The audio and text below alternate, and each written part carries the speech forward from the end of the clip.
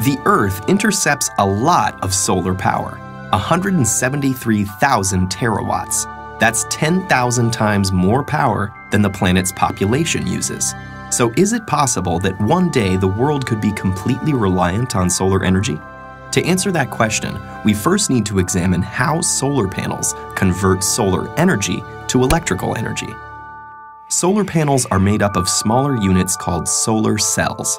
The most common solar cells are made from silicon, a semiconductor that is the second most abundant element on Earth. In a solar cell, crystalline silicon is sandwiched between conductive layers.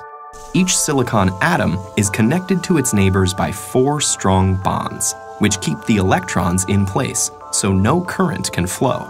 Here's the key. A silicon solar cell uses 2 different layers of silicon. An N-type silicon has extra electrons, and P-type silicon has extra spaces for electrons, called holes. Where the 2 types of silicon meet, electrons can wander across the P-N junction, leaving a positive charge on one side and creating negative charge on the other. You can think of light as the flow of tiny particles called photons shooting out from the sun.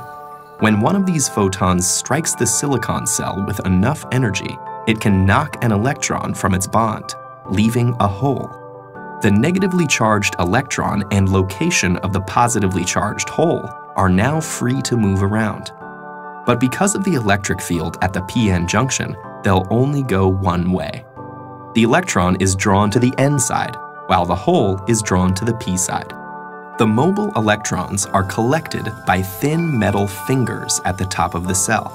From there, they flow through an external circuit, doing electrical work like powering a light bulb, before returning through the conductive aluminum sheet on the back. Each silicon cell only puts out half a volt, but you can string them together in modules to get more power.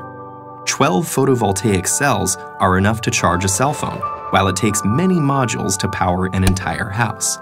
Electrons are the only moving parts in a solar cell, and they all go back where they came from. There's nothing to get worn out or used up, so solar cells can last for decades. So what's stopping us from being completely reliant on solar power? There are political factors at play, not to mention businesses that lobby to maintain the status quo. But for now, let's focus on the physical and logistical challenges.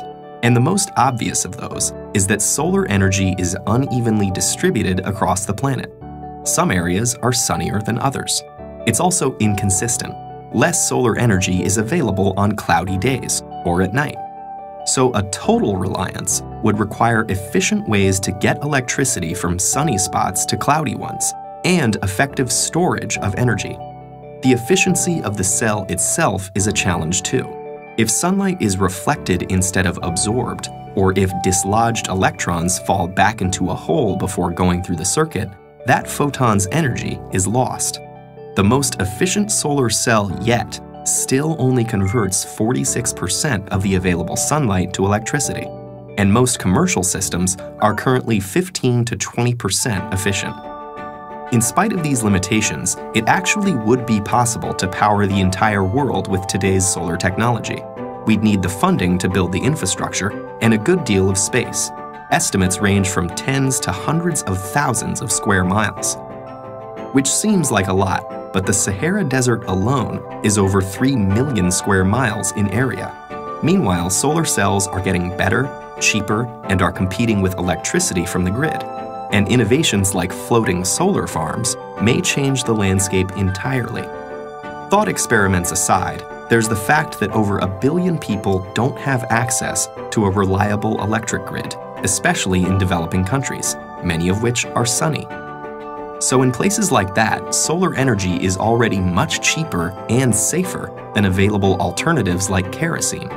For, say, Finland or Seattle, though, effective solar energy may still be a little way off.